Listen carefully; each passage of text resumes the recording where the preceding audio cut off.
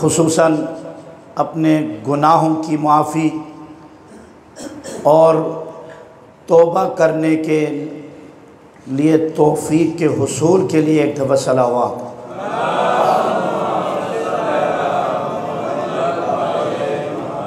اعوذ باللہ من الشیطان الرجیم، بسم اللہ الرحمن الرحیم، الحمدللہ الذی نزل الفرقان علی عبدہ لِيَكُونَ لِلْعَالَمِينَ نَذِيرًا، وَصَلَّى اللَّهُ عَلَى مُحَمَّدٍ الْمُصْطَفَى الْعَبْدِ الْمُؤَيَّدِ وَالرَّسُولِ الْمُسَدَّدِ الْمَحْمُودِ الْأَحْمَدِ محبوب رب العالمین ابی القاسم محمد۔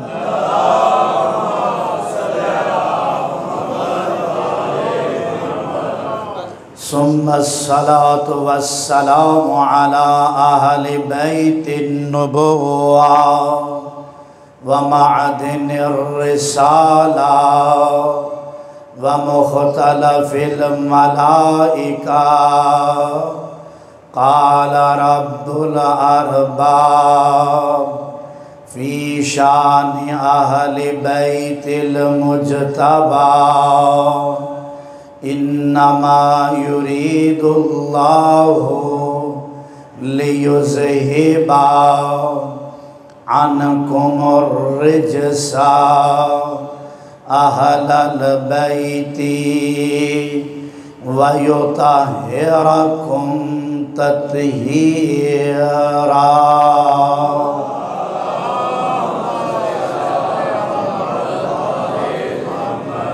سيما على السيد المطهر والإمام المظفر والشجاع الغضنفر وقاسم طوبى وسقر، مظهر العجائب ومفرق الكتائب والشهاب الثاقب ونقطة دائرة المطالب، إمام المشارق والمغارب، أسد الله الغالب، مولانا ومولى الثقلين علي بن أبي طالب۔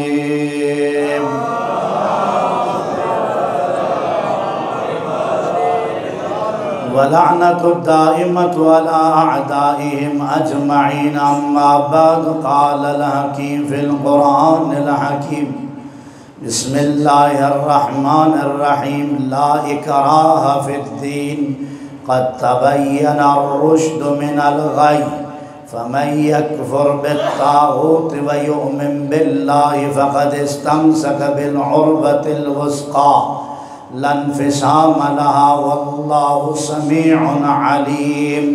صلوات پڑھ جو محمد وآل محمد۔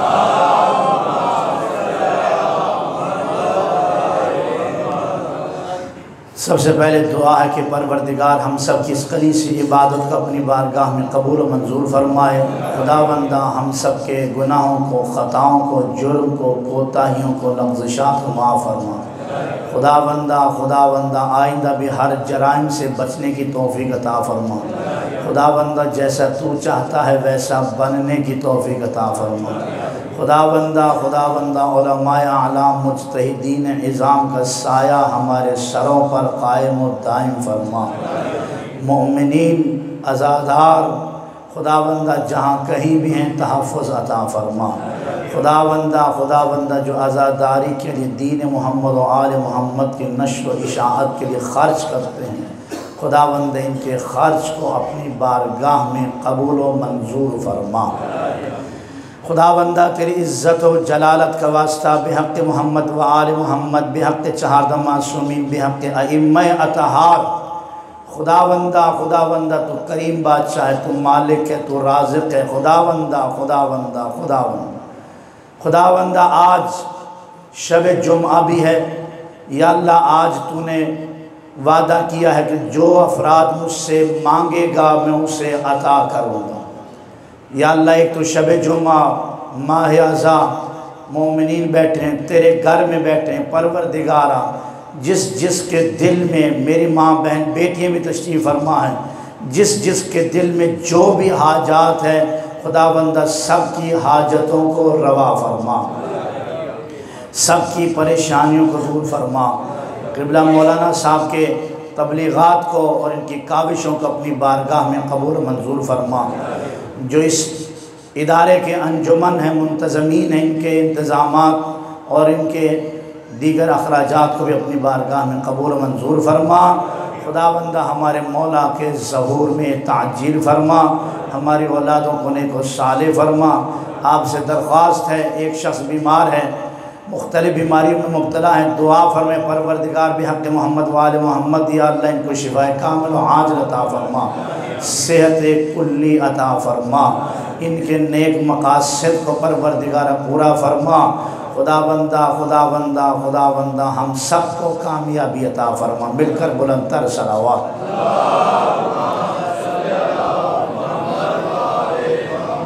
ارشاد پروردگار، لا اکراہ فی الدین، دین میں کوئی جبر نہیں ہے، دین میں کوئی زور زبردستی نہیں ہے۔ آپ کسی کو زور زبردستی نہ مومن بنا سکتے نہ مسلمان بنا سکتے، جو جہاں لگا رہے۔ اگر آتا ہے تو ٹھیک ہے، آپ کو زیادہ سے زیادہ یہ حق حاصل ہے، آپ اس کو دعوت دے سکتے ہیں۔ دعوت کا مطلب کیا ہے؟ آپ جیسے اپنے رضامندی کے ساتھ جسے آپ چاہتے ہیں آپ اپنے گھر میں کھانے کی دعوت دیتے ہیں، اسی طرح کسی کو اسلام کی دعوت تو دے سکتے ہیں، لیکن اسے بھی دعوت اسے دی جا سکتی ہے، ہر ایک کو نہیں، کہ جسے یقین ہو آپ کو کہ بھئی یہ بندہ میری بات مان لے گا۔ اگر آپ جا کر جناب انڈیا میں جا کر مودی کو دعوت دینا چاہیں تو وہ تھوڑی مانے گا، وہ تو آپ کو پکڑ کے جیل میں ڈال دے گا۔ وہاں دعوت دی جاتی کہ آپ کو پتہ ہو کہ بھئی اس بندے نے میری بات ماننی ہے، نہیں ماننی وہ جائے جہنم میں، آپ اپنے کام سے کام رکھیں۔ دین میں جبر و اکراہ نہیں ہے، لیکن جب آپ مسلمان ہو جائیں تو اسلام کے قوانین آپ پر نافذ ہیں، وہ ہر کام کرنا پڑے گا جسے اسلام نے کرنے کا حکم دیا ہے۔ اگر نہیں کریں گے تو پھر اسلام کو اختیار حاصل ہے آپ کو سزا دے، اگر آپ کریں گے اسلام آپ کو جزا بھی دے گا، ٹھیک ہے۔ اس کے بعد ارشاد پروردگار، بہت خوبصورت جملے ہیں قرآن کے، سارے جملے خوبصورت ہیں، ساری آیتیں خوبصورت ہیں، لیکن اسے ذرا محسوس کریں۔ قَدْ تَبَيَّنَ الرُّشْدُ مِنَ الْغَيِّ، ہم نے گمراہی اور ہدایت کے درمیان میں جو فرق تھا اسے واضح کر دیا ہے، اسے بالکل نمایاں کر دیا ہے۔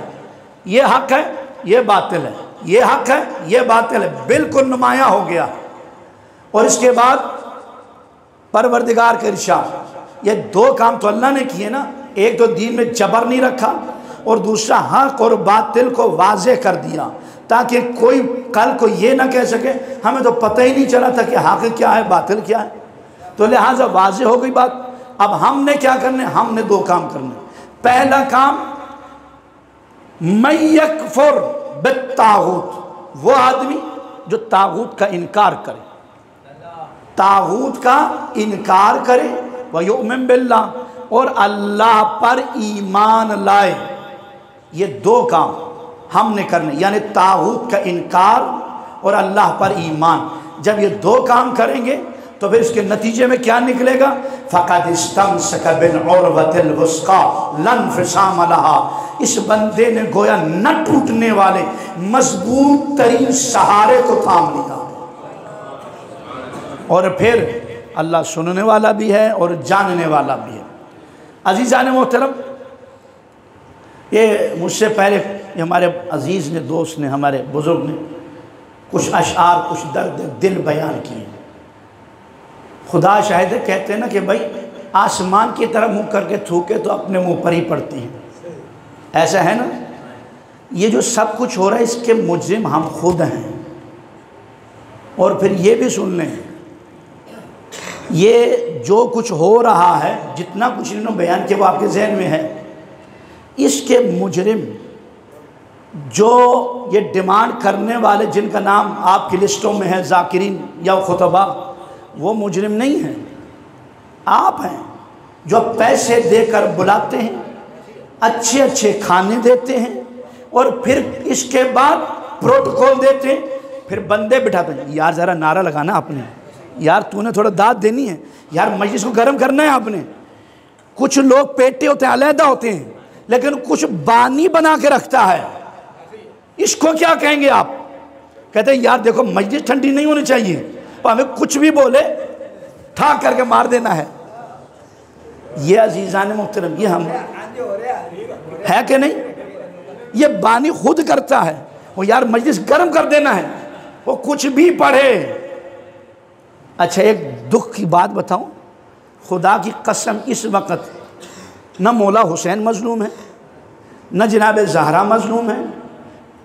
میں اپنی بات کرتا ہوں، میں اللہ سے معافی مانگتے ہوئے ڈر بھی لگتا ہے، خدا شاہد ہے، نہ اس وقت امام حسین مظلوم ہے، نہ اس وقت معصومین میں سے کوئی مظلوم ہے۔ اگر مظلوم ہے نا اس وقت تو خود اللہ مظلوم ہے۔ خدا شاہد ہے، ویسے بے وقوف لوگ ہیں، اور نیچے جو بیٹھے ہوئے ہیں اس سے بڑے بے وقوف جاہل، اور توحید کی دجیاں اڑا رہا ہے، اور اتنے سے نعرے پہ نعرے۔ ایک بدبخت، اب میں کیا اس کا نام لوں، وہ مجمع میں، بڑے مجمع میں یہ کہتا ہے، ایک دفعہ سلام پر محمد والے صلی اللہ محمد والے اللہ اکبر یا اللہ صلی اللہ۔ ایک بدبخت بڑے مجمع میں ہمارے سنی بھائی بھی آتے ہیں، وہ اہل وہابی، اہل حدیث بھی آتے ہیں، سارے آتے ہیں۔ ہمارے معصومین کا یہ شور شیوا نہیں تھا، ان کے دروازے پہ بھی سارے آتے تھے۔ یہ بدبخت کیا کہتے ہیں، اب سب کو ایک عجیب سی شکل بنا کر، یہ نہ کہا کرو کہ امام حسن و حسین مٹی سے کھیلتے تھے۔ اگر حسن و حسین کی حیثیت بتاؤں کیا ہے، اگر وہ مٹی سے کھیلے تو تمہارا باپ آدم بنا دے گا، آپ نے ہوا نہیں کرنا۔ یہی کہا کہ بھائی میں بتا رہا ایک منٹ، اللہ کو بھی خلق علی نے دیا ہے۔ اب یہ تو خلق کی بات ہوئی، اب آگے بات سنیں، یہ خلق کی بات ہے، خلق ایک الگ چیز ہے، لیکن جو وہم میں بھی نہیں آتا اسے گری ہوئی بات دیکھیں۔ اس نے کہا کہ بھئی اگر یہ جناب امام حسن و حسین کیا کہتے ہیں کھیلنے پہ آئیں مٹی سے تو آدم بنا دیں گے، اور اگر دینے پہ آئیں تو راہب کجا خدا کو بھی اولاد دے دے گا، اور نیچے سے بندے پکڑنے میں بھی نہیں آتے، وہ ٹوٹ کے واہ واہ واہ کیا تحقیق سنائی۔ میں بہت چھوٹا تھا، جامع میں پڑھتا تھا، الحمدللہ مجھے شرف حاصل ہے، قبلہ حافظ ریاض صاحب کے پاس میں نے شرح العلوم پڑھا ہے، اور شرح العلوم قبلہ صاحب سے پوچھ لیجئے گا کہ ہماری فقہ کی بہت بڑی کتاب ہے، قبلہ علامہ تقی نقوی صاحب ہمارے اساتذہ بجا ہیں، اور اسی طرح بڑی بڑی شخصیات الحمدللہ ان سے مجھے استفادہ کرنے کا حاصل ہوا ہے، بذات خود میں آیت اللہ سیستانی کا مقلد ہوں۔ تو عزیزان محترم، میں بچہ تھا، چھوٹا تھا، اس وقت ایک بڑا نامی گرامی ایک شخص، اس نے آ کر ممبر پہ ایک عجیب بات کی، تیاری شعری کچھ نہیں تھی بیچارے کی، ویسے بھی ان کی ہوتی بھی نہیں ہے، جو منہ پہ آئے کہہ دیتے ہیں، کہنے لگا یہ تم جانتے ہو جو تم سلام کرتے ہو السلام علیکم، اس کا اصل مطلب اور فلسفہ اس کے اندر کیا ہے جانتے ہو؟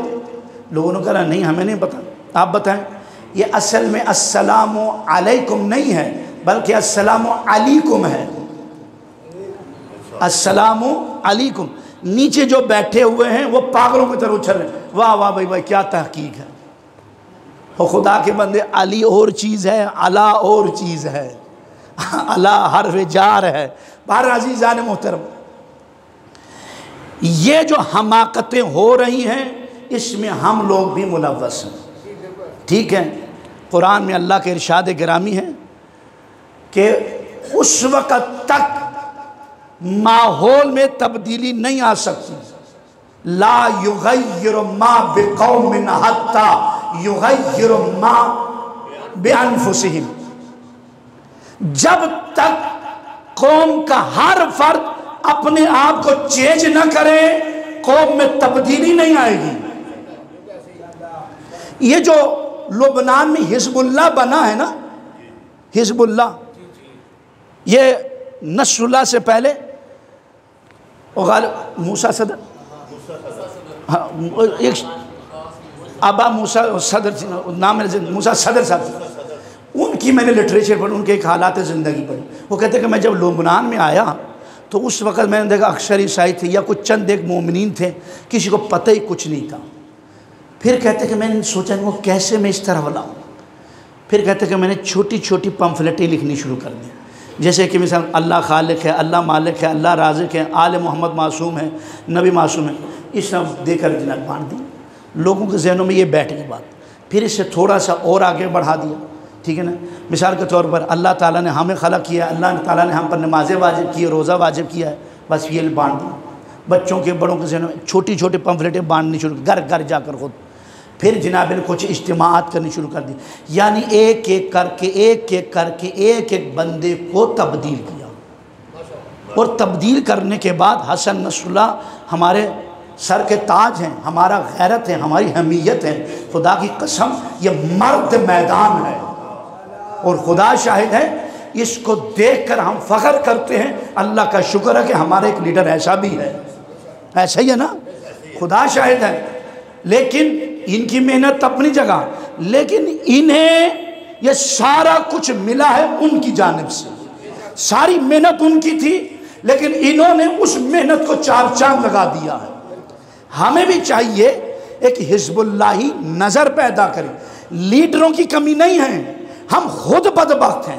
کہنے والے، پیغام دینے والوں نے ہر ایک نے آپ کو بتایا، ایمان سے بتائیے، کیا آپ کو پتہ نہیں کہ نماز پڑھنا واجب ہے؟ پتہ ہے؟ آپ کو پتہ نہیں ہے روزہ رکھنا واجب ہے؟ آپ کو پتہ نہیں ہے جھوٹ بولنا حرام ہے؟ آپ کو پتہ نہیں ہے غیبت کرنا حرام ہے؟ آپ کو پتہ نہیں ہے حسد کرنا حرام ہے؟ آپ کو پتہ نہیں ہے ماں باپ کا بے احترامی کرنا حرام ہے؟ آپ کو پتہ نہیں کہ ہمسایوں کے ساتھ ظلم و زیادتی کرنا حرام ہے؟ عزیزان محترم، تو پھر بتائیے ہم کیوں کرتے ہیں؟ ہم خود اندر سے ٹھیک نہیں ہیں، ہم خود مجرم ہیں، خود مجرم، اور آئے ہیں زمانے کو ٹھیک کرنے کے لیے۔ پہلے خود کو تو ٹھیک کرو۔ یہ ضیاء الحق ایک کچھ دنوں کے بعد بڑا شور شرابہ اس کے لیے، ظالم جابر آدمی تھا، علی اعلان کہتے ہیں، کوئی ڈر خوف نہیں۔ یہ امام خمینی سے ملنے کے لیے گیا، انقلاب سے متاثر ہوا، امام خمینی سے کہنے لگا آپ نے بڑا کمال کر دیا، یہ کیا وہ کیا وغیرہ وغیرہ وغیرہ وغیرہ، اب آپ مجھے بھی بتائیں، کچھ سبق دیں، میں پاکستان میں بھی ایسا انقلاب اسلامی لانا چاہتا ہوں۔ امام نے بڑا خوبصورت جملہ فرمایا، پہلے اپنے اس قدم اسلام نافذ کر۔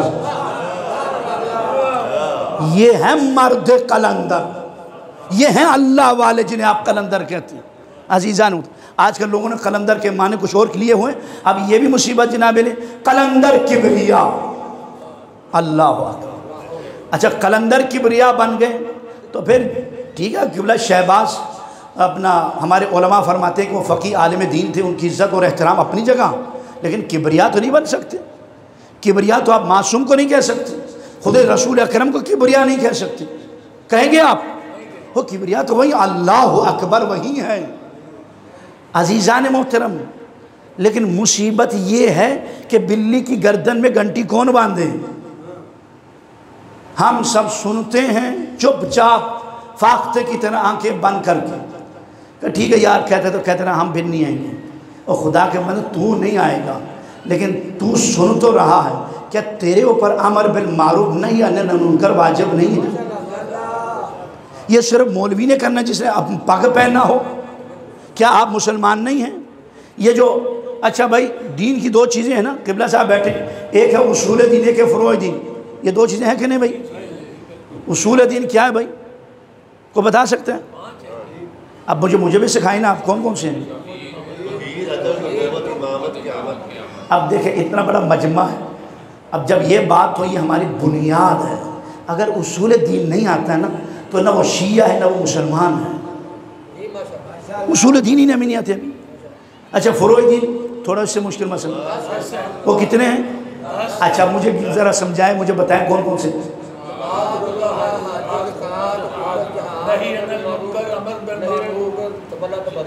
جزاک اللہ. عزیزان محترم، یہ دو چیزیں ہیں ہمارے پاس. اصول دین کا تعلق ہے عقیدے سے. اصول دین کے بارے میں ہر مجتہد نے یہی لکھا ہے. اس کے بارے میں ہم فتویٰ نہیں دیں گے، ہماری اتنی بساط نہیں ہے کہ ہم اس کے بارے میں فتویٰ دیں، لیکن اسے از روئے بصیرت، از روئے دلیل، از روئے عقل و شعور تمہیں خود درک کرنا پڑے گا کہ اللہ واحد ہے، اللہ توحید ہے. تو پھر اس کی وحدانیت کیسی ہونی چاہیے؟ اللہ کے بابت تمہیں ہی دلیل اخذ کرنی پڑے گی اور اسے دلیل کے ساتھ ماننا پڑے گا. سنی سنائی بات پر اللہ کو ماننا ٹھیک نہیں ہے. آپ کہیں کہ بھائی اللہ ایک ہے، کہاں ہے؟ کس نے کہا تھا؟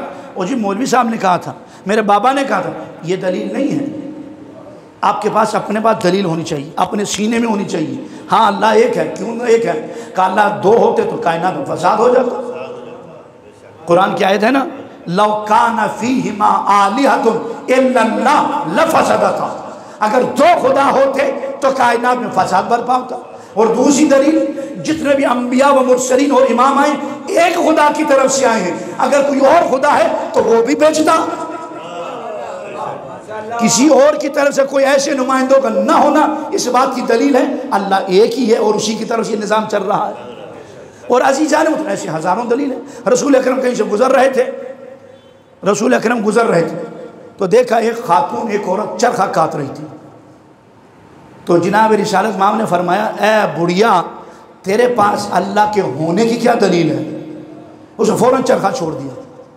وہ چلا رہی تھی، فوراً چھوڑ دیا. کہا یہی دلیل ہے؟ کہا یہی دلیل ہے؟ چلا رہی تھی فوراً چھوڑ دیا، یہی دلیل ہے؟ کہا کیسے؟ جب تک میں ایک بوڑھی عورت اس معاملی چرخے کو چلاتی نہیں، یہ چلتا نہیں ہے تو اتنا بڑا نظام کائنات کسی چلانے والے کے بغیر کیسے چل رہی ہے؟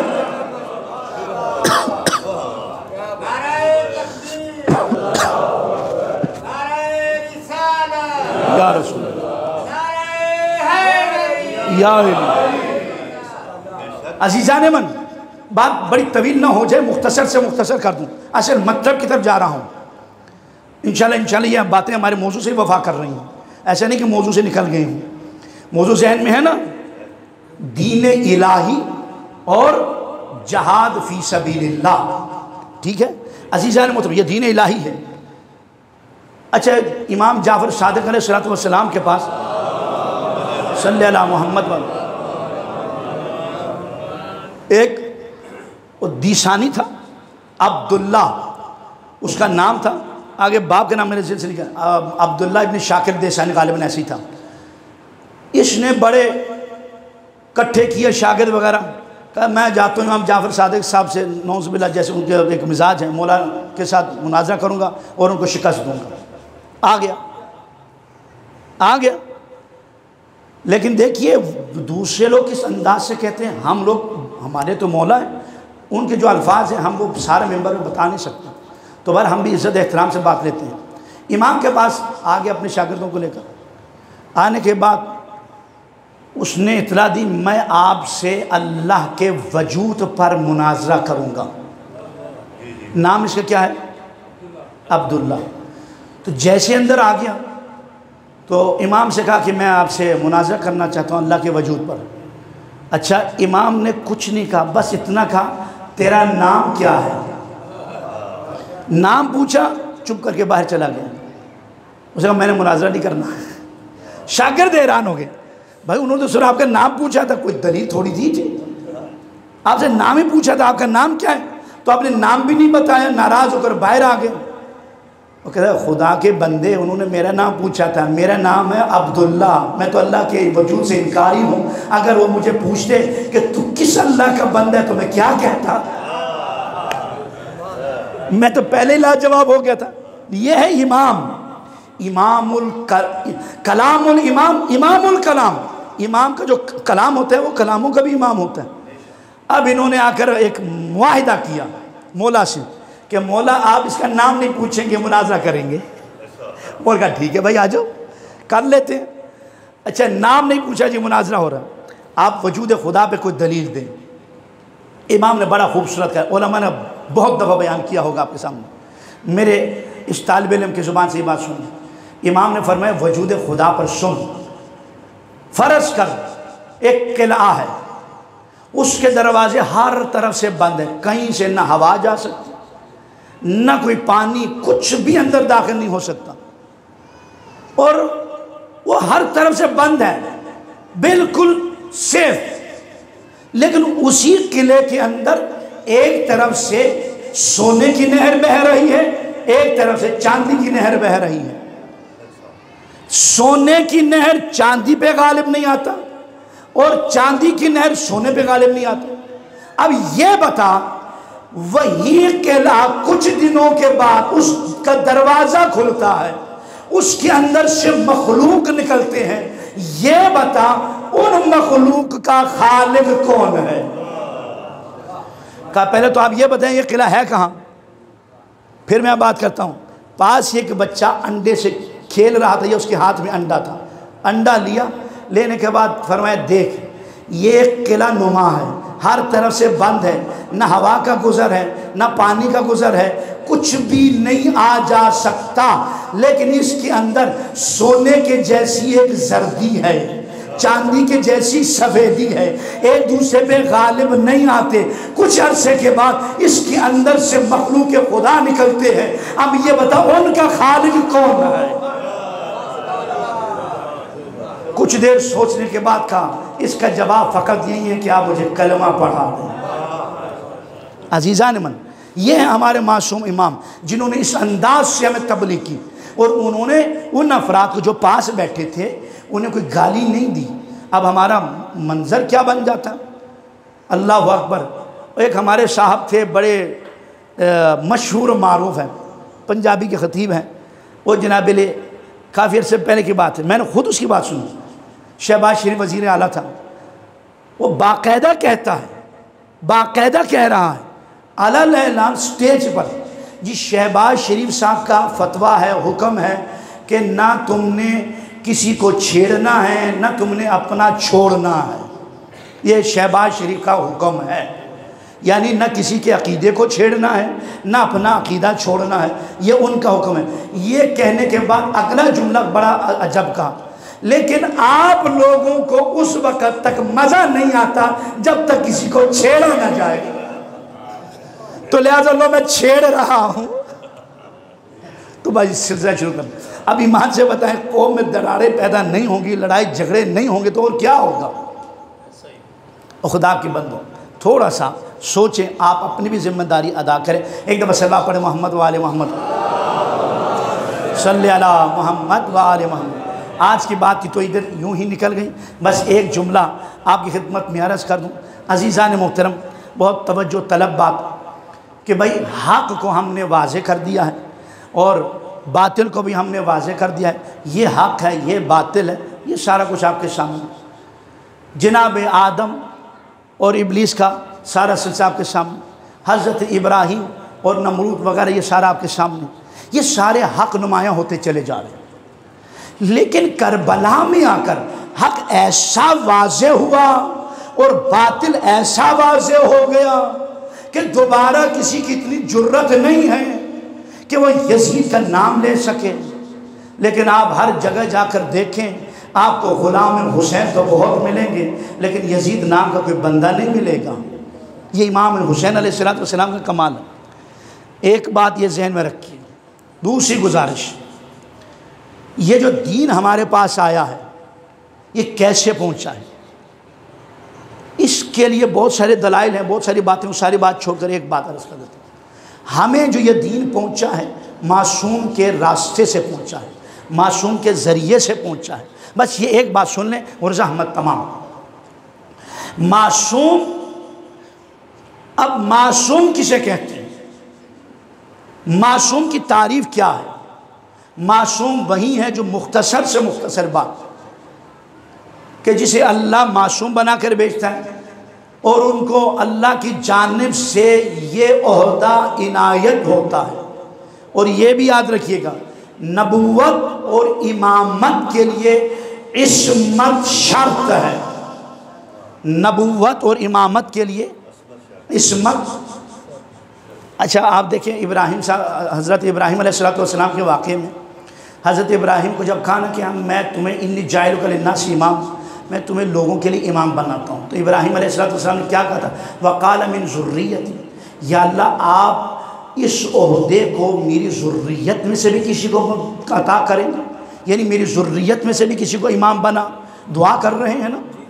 تو لیکن ابراہیم علیہ السلام نے یہ نہیں کہا یا اللہ کیا میری امت میں سے، قال ومن امتی قال ومن اصحابی، یہ دونوں لفظ نہیں کہیں میرے اصحاب میں سے کسی کو بنائیں گے یا میری امت میں سے کسی کو بنائیں گے، یہ قانون الہی ہے، میں بیان کر رہا ہوں، کوئی اختلافی مسئلہ نہیں ہے۔ یہ کہا کیا آپ میری امت میں سے یا اصحاب میں سے کسی کو امام بنائیں گے؟ یہ جملہ ابراہیم کا نہیں ہے۔ کہا کیا میری ذریت میں سے بنائیں گے؟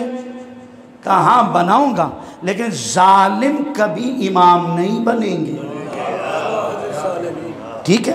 اور حضرت ابراہیم بخیل نہیں ہے، کریم ہے۔ وہ ابراہیم جو بغیر مہمان کے کھانا نہیں کھاتا، تو دعا کرنے میں بخل تھوڑی کریں گے۔ تو یہ کیوں کہا امت کا نام نہیں لیا، اصحاب کا نام نہیں لیا، ذریت کا نام لیا؟ اس لیے وہ نبی ہیں، شیخ الانبیاء ہیں، وہ جانتے ہیں امامت کا عہدہ اس قدر پاورفل عہدہ ہے کہ یہ ہر کسی کو نصیب نہیں ہوگا۔ اسے اٹھانے کے لیے بھی صلاحیت اور لیاقت کی ضرورت ہے جو ہم جیسوں میں نہیں ہے۔ تو عزیزان محترم، یہ بات ذہن عالی میں رہے کہ بھائی امامت کا سلسلہ ایک انتہائی پاورفل عہدہ ہے، عصمت کا عہدہ ہے، لہذا دین الہی کو پہنچانے کے لیے اللہ نے ان معصوموں کے ذریعے سے، ان کے سہارے سے، ان کے وسیلے سے، ان کے ذریعے سے ہم تک پہنچایا۔ اب سنیے کہ معصوم وہ جو بھول کر نہ جان بوجھ کر گناہ کا تصور بھی نہ کریں۔ یہ بات آ گئی بات۔ اب بات سنو، عصمت کی مثال میں اپنے بچوں کو دوں، معصوم کی مثال۔ اب دیکھیے یہ ادھر میرے، یہ تھوڑا پانی ڈال کے دے مجھے تھوڑا سا۔ یہ ہمارے پاس پانی ہے، بالکل صاف شفاف ہے، اور عزیزان محترم یہ آپ دیکھ رہے ہیں پانی کتنا صاف ہے۔ اگر یہی پانی آپ جہاں سے اس پانی کے سوتے پھوٹتے ہیں، میں اپنی مثال پیش کرتا ہوں، میں بلتستان کا ہوں، ہمارے علاقے سے دریائے سندھ شروع ہوتا ہے، دریائے سندھ کا آغاز ادھر سے ہوتا ہے اور وہاں سے چلتا چلتا پھر سندھ تک پہنچتا ہے۔ جہاں سے یہ دریائے سندھ کے سوتے پھوٹتے ہیں پانی نکلتا صاف شفاف، منرل واٹر جو آپ کے پاس ہے اس سے کروڑوں درجے بہتر، صحت بخش۔ عزیزان محترم کوئی بندہ پیے ہزاروں بیماریوں کے لیے شفا، لیکن وہی پانی جب پہاڑ سے نیچے آتا ہے اور شہروں سے گزرتا ہے، شہروں کی غلاظتیں، فیکٹریوں کی غلاظتیں اور بیابانوں کی غلاظتیں، جانوروں کی، انسانوں کی غلاظتیں، نہ جانے کیا کچھ گن بلا اس میں مکس ہو جاتا ہے۔ اب سندھ میں آتے آتے وہ پانی قابل استعمال نہیں رہتا۔ خدا رہا میں بچوں کے دلیل دے رہا ہوں، انتہائی اہم، بہت خوبصورت بات۔ اب وہیں پانی وہاں تک پہنچا سندھ میں، یہ ساری غلاظتیں ملی، قابل استعمال نہیں۔ لیکن اگر اسی پانی کو کوئی آپ کے درمیان میں سے کوئی ارب پتی خرب پتی وہیں سے مضبوط ترین پائپ لائن کے ذریعے سے ادھر شرق پر لے آئے کہ بھائی چلو یار مسجد میں لگا دو، بھائی سندھ کے اصل پانی کے ساتھ یہ وضو کریں گے، نماز پڑھیں گے، یہاں لگ جائے، وہیں پانی صاف شفاف آپ کو یہاں ملے گا۔ پائپ اتنا مضبوط، نہ طوفان کا خطرہ، نہ مصیبتوں کا خطرہ، نہ دشمنوں کا خطرہ، کوئی خطرہ نہیں۔ اس پائپ بہت مضبوط ہے، نہ کوئی اسے توڑ سکتا ہے، نہ اس پائپ میں کوئی سوراخ کر سکتا ہے، نہ کوئی اس پائپ میں گھس سکتا ہے۔ پائپ اتنا مضبوط لے کر آئیے صاحب کہ اس سے کوئی چھیڑ چھاڑ کر بھی نہیں سکتا، کوئی چھیڑ چھاڑ کرے گا تو خود ہی تباہ ہو جائے گا۔ بس عزیزان محترم، میری بھی دلیل یہی ہے، یہ عصمت پائپ لائن ہے، اللہ سے ڈائریکٹ لیا دین، اور بغیر کسی کمی بیشی کے، بغیر کسی نقص کے، اور بغیر کسی ہین و حجت کے ہم تک اسے پہنچا دیا ہے۔ اس میں کوئی نقص نہیں ہے، دین میں کامل ہے، اکمل ہے۔ لیکن عزیزان محترم، آدم سے لے کر خاتم تک ہر نبی نے بڑی محنت کی کہ اس دین کو مکمل کیا جائے، لیکن مکمل نہیں ہوا۔ لیکن کب مکمل ہوا؟ جب 18 ذی الحج کا دن آیا، غدیر خم کا میدان آیا، حکم ہوا بلغ ما انزل الیک من ربک وان لم تفعل فما بلغت رسالتہ، میرا وہ پیغام پہنچا دے جو میں نے تجھے دیا ہے، اگر نہ پہنچایا تو کوئی کالے رسالت انجام نہ پایا۔ واللہ یعصمک من الناس، اللہ تمہیں لوگوں کے شر سے بچائے گا۔ حکم ہوا رک جاؤ میرے اصحاب، جو اصحاب جا چکے ہیں انہیں واپس بلاؤ، جو پیچھے رہ گئے ہیں ان کا انتظار کرو۔ سب جب اکٹھے ہو گئے، نقطہ اقتدار پر جب آ گئے، پالانوں کا ممبر بنایا گیا، ممبر پر رسول گئے، رسول کے ہاتھوں میں علی کا ہاتھ، اور فرمایا من کنت مولاہ فہذا علی مولا، کہہ کر اس دین کو مکمل کیا غدیر خون کے میدان پر۔ لیکن جب رسول نے مکمل کیا تو عرصہ کتنا لگا؟ 23 برس کا عرصہ لگا۔ حضرت ابو طالب نے بھی ساتھ دیا، جناب زہرا بھی ساتھ ہے، علی مرتضیٰ بھی ساتھ ہے، نیک اصحاب رسول بھی رسول اکرم کے ساتھ ہے۔ اب سوال یہ ہے کہ یہ دین چلا کتنے برس؟ صرف 50 برس۔ پھر یزید جیسے فاسق اور فاجر نے آ کر دین کو ختم کیا، حلال محمد کو حرام کر دیا، حرام محمد کو حلال کر دیا۔ اب میرا یہ سوال ہے کہ امام حسین نے اس دین کو از سر نو زندگی بخشی، کیا حسین نے 23 برس لگائے؟ کیا حسین نے 23 مہینے لگائے؟ کیا حسین نے 23 ہفتے لگائے؟ کیا حسین نے 23 دن لگائے؟ کیا حسین نے 23 گھنٹے لگائے؟ بلکہ نہیں، بہن بھائی نے صبح عاشور کام شروع کیا، شام سورج ڈلنے سے پہلے کام ختم کر کے یہ اعلان کر دیا، اے نانا اگر قیامت تک حق حق نہ رہے، باطل باطل نہ رہے، تو حسین اور زینب نہ کہنا۔ اللہ اکبر، یا اگر قیامت تک حق حق نہ رہے، باطل باطل نہ رہے، تو حسین اور زینب نہ کہنا۔ اسی حق کو بچانے کے لیے، اسی دین کو بچانے کے لیے امام حسین نے نانا کا روزہ چھوڑا، جہاد فی سبیل اللہ کے لیے کربلا روانہ ہوئے۔ اور عزیزان محترم، آپ جانتے ہیں الکوفی لا یوفی، کوفیوں کی کوئی وفا نہیں آتی۔ امام حسین کو مختلف روایات 18,000 یا 12,000 خطوط اہل کوفہ نے لکھی کہ مولا جلدی سے آئیے، ہم آپ کے منتظر ہیں، ہمیں ہدایت چاہیے۔ اور یہاں تک لکھا آخر میں، اگر آپ نہیں آئیں گے تو قیامت کے دن ہم آپ کے نانا رسول خدا کے سامنے آپ کی شکایت کریں گے۔ تمہاری کیا اوقات، تم میری شکایت کرو، تم تو رسول کو منہ دکھانے کے قابل نہیں رہو گے۔ اللہ اکبر۔ امام نے اپنا سفیر جناب مسلم ابن عقیل کو بھیجا، فرمایا جو اس کے ہاتھوں پر بیعت کرے گا گویا اس نے مجھ حسین کی بیعت کی۔ یہ کہہ کر بھیج دیا۔ جناب سفیر جناب مسلم ابن عقیل پہنچے، سفیر امام حسین علیہ السلام جب وہاں پہنچے، بہت سارے لوگوں نے بیعت کی، 18,000 کے قریب کم سے کم روایت ملتی ہے۔ یہ وہ افراد ہیں جنہوں نے بیعت کی ہے۔ اب ان کے گھر میں بھی کچھ افراد ہوں گے، کوئی بیوی، بچے، بھائی، باپ وغیرہ وغیرہ، اگر ان سب کو اکٹھا کرے، تاریخ کو جمع کرے تو لاکھوں میں بنتی ہے۔ لیکن چلے ہم 18,000 تک ہی رہتے ہیں، 18,000 نے تو بیعت کی نا یار، یہ 100-200 بندہ بھی ہو جائے نا تعداد کم نہیں ہوتی، 500 ہو جائے، 1000 بھی ہو جائے، بات بڑی ہوتی ہے۔ جناب مسلم بن عقیل بڑے خوش ہوئے، مولا کو خط لکھا، مولا اتنے افراد نے بیعت کی ہے، آپ سب کو لے کر در کوفہ آ جائیں۔ امام تو جانتے تھے کہ انہوں نے کیا کرنا۔ بالآخر بڑی جلدی ایک دو بات عرض کر رہا ہوں۔ جناب مسلم بن عقیل نماز پڑھانے گئے، وقت کے دامن میں گنجائش نہیں رہا، بس مختصر سے مختصر۔ اچھا یہ ایک بات سن لیجیے، میں یہ جتنے مسائل یا فضائل یا روایات پڑھتا ہوں، یا تو میں ڈائریکٹ جو کتابوں میں موجود ہوتی ہیں وہ دیکھ کر آپ کی خدمت میں پیش کرتا ہوں، یا جو میرے اساتذہ کرام جو انتہائی قابل قدر قابل عزت ہیں، جن کے منہ سے کبھی جھوٹ کا شائبہ نہیں ہوتا، ان کو سن کے پیش کرتا ہوں۔ اور کچھ واقعاً کچھ ایسے احادیث یا کچھ ایسی روایات کچھ ہوتی ہیں جو ضعیف ہوتی ہیں، کہ اس کے بابت علماء نے کہا بعید نہیں، ممکن ہے ایسا ہوا ہو، شاید ایسا ہو، ایسے الفاظ سے تعبیر کیا ہے تاکہ احتیاط کا دامن اپنے ہاتھ سے جانے نہ دیں۔ ٹھیک ہے، ہر طرح سے اپنا آپ بچاؤ کرنا، منبر انتہائی خطرناک ہے، یہ خدا شاہد ہے، یہ بھی پل صراط ہے، یہاں سے چلنا جیسے تلوار کے دھار پہ چلنے کے برابر ہے۔ ایک لفظ غلط بولا، آپ سب کا مجرم تو میں ہوں ہی، لیکن اللہ کا بھی مجرم بننا ہے، آل محمد کا مجرم بننا ہے۔ بارہ عزیزان محترم توجہ رکھیے گا، 18,000 افراد نے بیعت کی۔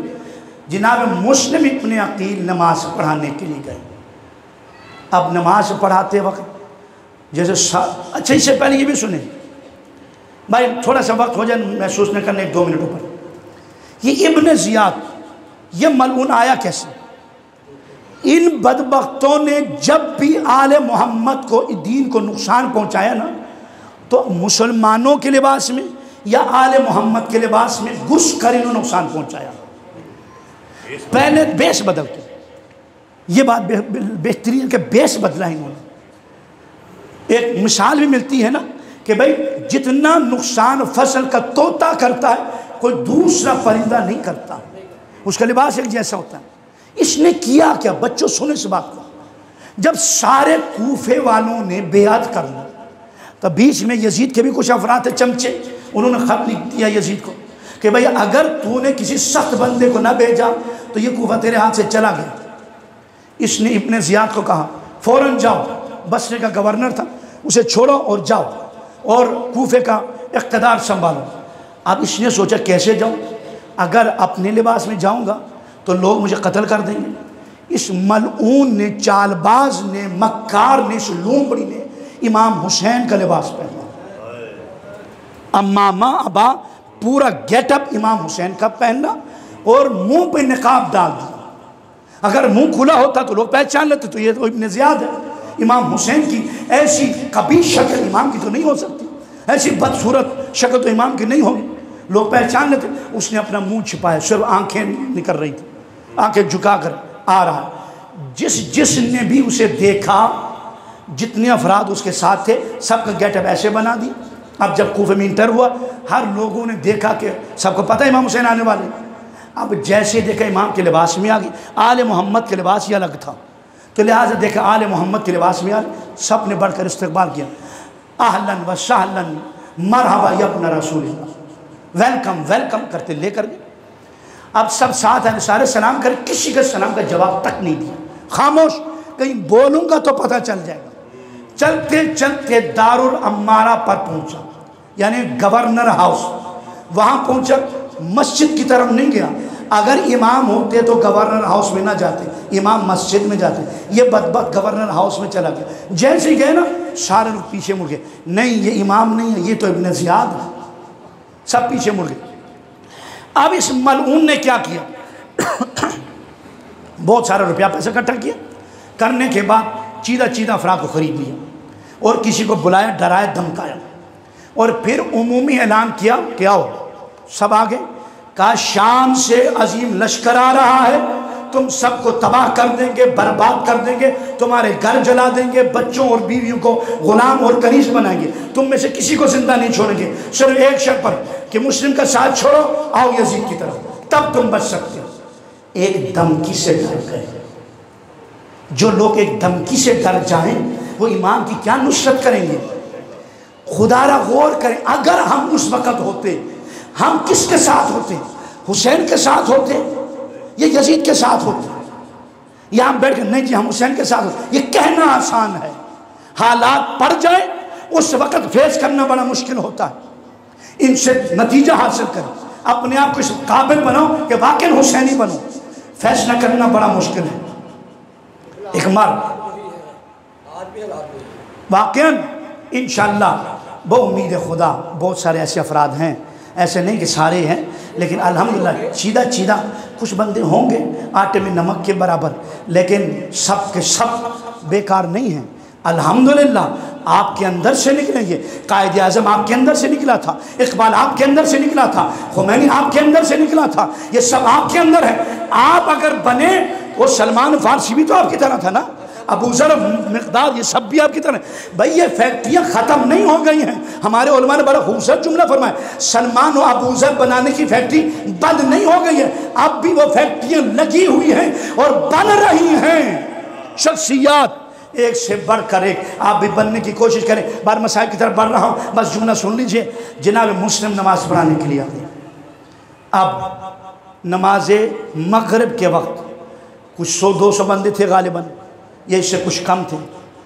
جب پیچھے مڑ کر دیکھیں نماز مغرب پڑھانے کے لیے، کچھ بندے کم ہو گئے، اور باپ آتا بیٹے کو لے جاتا، بھائی آتا بھائی کو لے جاتا، بیٹا آتا باپ کو لے جاتا، بیوی آتی شوہر کو لے جاتی، ماں آتی بیٹے کو لے جاتی۔ اس طرح کا تم چھوڑو، باقی کافی سارے لوگ پڑھے، آؤ چلیں، دوسرا کوئی کر لے گا، ضرور تو نے جانا ہے، تو نے ضرور آگ میں کودنا ہے۔ یہ بڑا خطرناک جملہ ہے، ضرور اور بھی بڑے لوگ کرنے والے۔ اور نہیں بندہ خدا، جب بھی کوئی بگاڑ پیدا ہو سوچو یہ میں نے ہی کرنا ہے، میں نے ہی نجات دینی ان کو۔ جب آپ خود خمینی سوچ پیدا نہ کریں، جب آپ خود قائد اعظم کی سوچ پیدا نہ کریں، جب آپ خود اقبال کی سوچ پیدا نہ کریں، قوم میں تبدیلی نہیں آئے گی۔ عزیزان محترم، عزاداران امام معصوم، جناب مسلم ابن عقیل نے نماز مغرب پڑھائے، چند بچے چند لوگ رہ گئے، اور جب عشاء کی پڑھا کر پیچھے رہ گئے تو سنیں گے کتنے لوگ تھے؟ صرف تنہا مسلم تھا۔ کیسے لوگ تھے؟ تنہا مسلم، اور 18,000 افراد کہاں گئے؟ حسین کا مظلوم سفیر اتنا مظلوم ہو گیا۔ اب دروازہ کھولا مسجد کا، ادھر ادھر دیکھا، شہر انجان ہے، گلیاں سنسان ہیں، جائے تو غریب کہاں جائے، گلیوں میں بٹک رہا ہے، پھر رہا ہے، اور پیاس کی شدت بھی ہے۔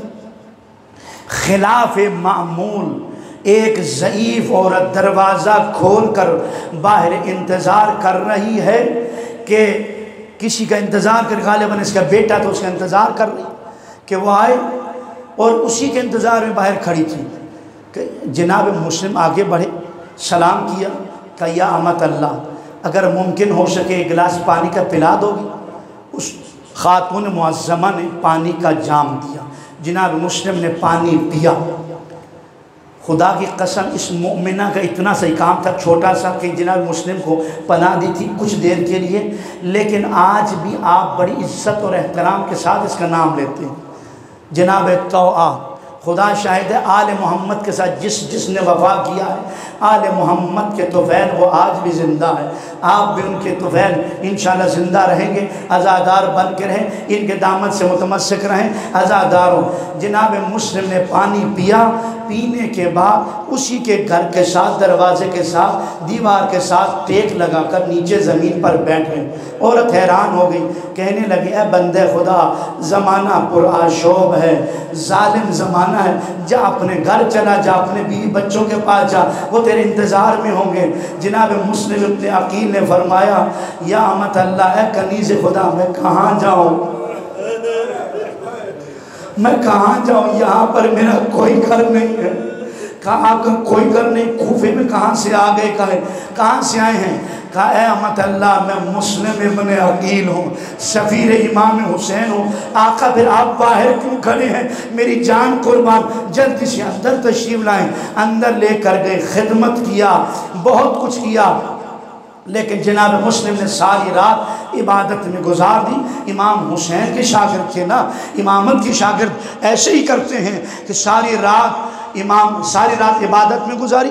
صبح کو اس کے بیٹے نے مخبری کی کہ مسلم تو میرے گھر میں ہے۔ ابن زیاد نے محمد ابن اشعش کے ذریعے سے 500 پہلوانوں کے ساتھ، سواروں کے ساتھ حملہ کیا۔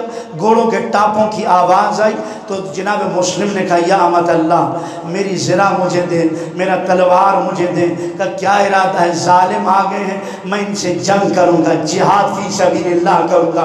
عزاداروں، ایک مرتبہ خاتون نے ہاتھ جوڑ کر کہا مولا باہر کافی سارے ظالم موجود ہیں، ایسا نہ ہو کہ یہ لوگ آپ کو شہید کر دیں، آپ گھر کے اندر رہیں، میں باہر جا کر ان کو روکتی ہوں۔ کہا نہیں، ہم آل محمد کے گھرانے کے ہیں، ہمارے جیتے جی ہماری وجہ سے کسی کے گھر کی حرمت پامال ہو، یہ ہمارے ہاشمی غیرت گوارا نہیں کرتے، لہذا تو اندر ہے، میں جاتا ہوں۔ اور ہم یوں ڈر کر چھپ کر رہنے والے نہیں، شیروں کی طرح ہم حملہ کرنے والے ہیں اور مقابلہ کرنے والے ہیں۔ حضرت مسلم ابن عقیل باہر نکلے، زبردست جنگ کی، جہاد فی سبیل اللہ ہوا۔ اور عزاداران امام حسین، ایک مرتبہ محمد ابن اشعش نے ابن زیاد کو پیغام بھیجا کہ جلدی سے کچھ کمک بھیجو، فوج بھیجو میری مدد کے لیے۔ وہ حیران ہو کر کہتا ہے ایک مسلم کو پکڑنے کے لیے اتنے افراد مروا دیے ہیں کہ اگر تو کربلا میں عباس کے مقابلے میں جائے گا تو تیرا کیا حال ہوگا۔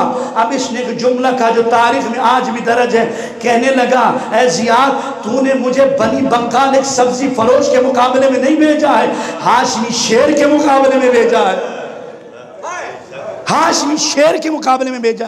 اب عزاداران امام مظلوم، اب اس ملعون نے کہا انتہائی مکار ترین انسان تھا یہ ابن زیاد۔ اب اس نے کہا ایسے نہیں پکڑ سکتے، اسے دھوکے سے، ہیل و حجت سے پکڑو۔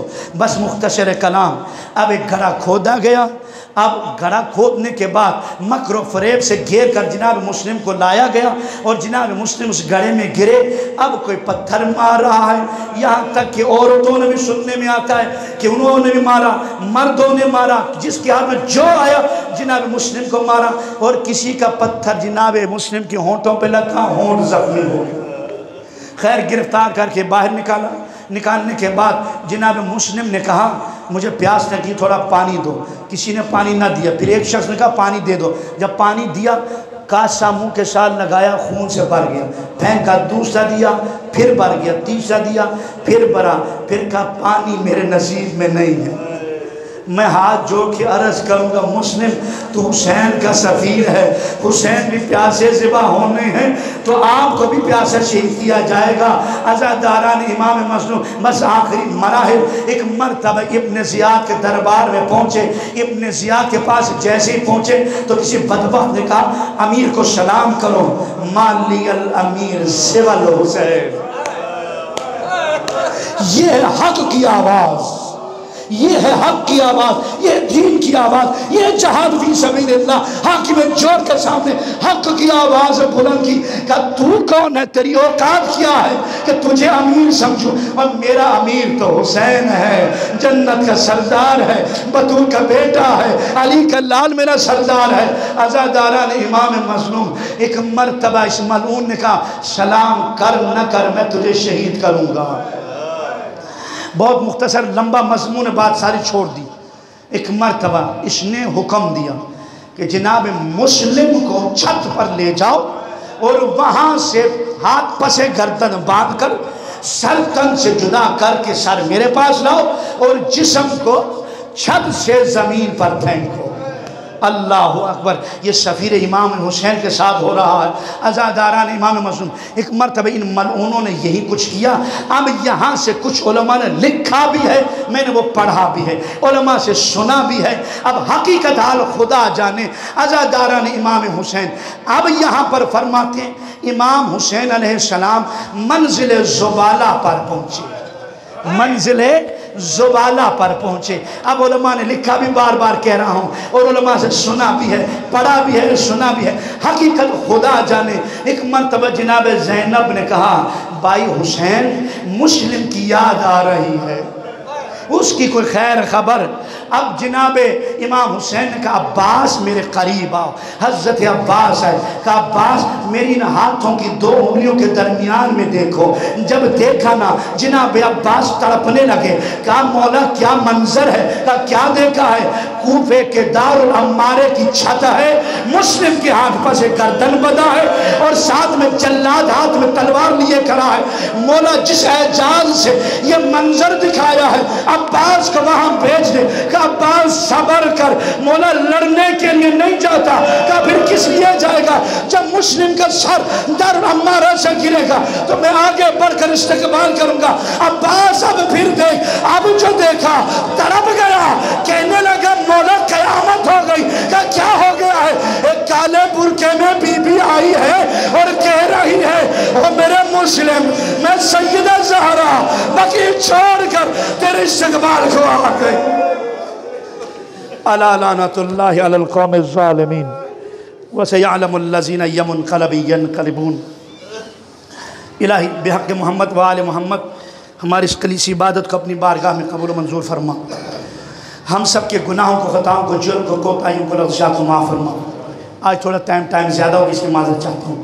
اب تمام احباب سے درخواست ہے، شہدائے پاکستان، شہدائے ملت جعفریہ، قائد اعظم محمد علی جناح، ان کے جملہ رفقا، اور خصوصاً جن احباب نے اس ملک کے عزیز کے لیے قربانی دی ہے، ان سب کے لیے 2 سورہ ہم 3 سورہ اخلاص کی تلاوت فرمائیں۔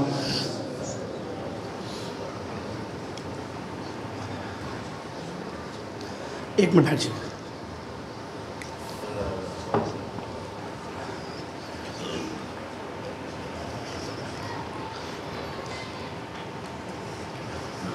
عزیزان محترم، آج اگست کی کتنی تاریخ ہے؟ آج کتنی ہے؟ آج ہے 12، کل ہے 13 جمعہ، پرسوں ہے 14۔ جیسے خوشی مناتے تھے شور شرابے کے ساتھ، ویسے نہیں منانے چاہیے، لیکن 2 دن پہلے آپ کو اطلاع دے رہا ہوں، 14 اگست ہم سب کا دن ہے، شیعہ اعیان علی کا دن ہے۔ قائد اعظم شیعہ تھا، اثنا عشری تھا، ڈنکے کی چوٹ پر کہتے ہیں، سب جانتے ہیں، بنانے والا شیعہ تھا، تو لہٰذا پاکستان بنا بھی لا الہ الا اللہ کی بنیاد پر تھا، ٹھیک ہے؟ تو لہٰذا شور شرابہ نہیں، جشن نہیں، چونکہ ماہ آزاد ہے۔ لیکن 14 اگست کو صبح سے لے کر شام تک ہر بندہ پاکستان کا جھنڈا یہاں پر لگا کے رکھے، آزاداری کے لیے آئیں۔ امام حسین تمام حریت پسندوں کے لیڈر ہیں۔ یہ جو پاکستان آزاد ہوا اسی کا ایک سلسلہ، اسی کی ایک کڑی ہے، لہٰذا ہر بندہ کو یہ واجب نہیں ہے، نہیں لگانا چاہیے، نہ لگائیں، لیکن اپنے حب الوطنی کا اظہار کرتے ہوئے آپ یہ اعلان کریں کہ جہاں جہاں آزادار ہوں ساتھ یہاں پر سینے پر پاکستان کا جھنڈا نصب ہو اور دل میں غم حسین، دونوں انشاءاللہ ہم ساتھ لے کر چلیں گے۔ اور چونکہ پاکستان کے مرہون منت آج ہم لوگ آزادی کے ساتھ حسین حسین کر رہے ہیں۔ عزیزان محترم، یہ ایک میرا بہت اہم پیغام تھا۔ ایک دفعہ مل کر صلوات پڑھیں محمد و آل محمد۔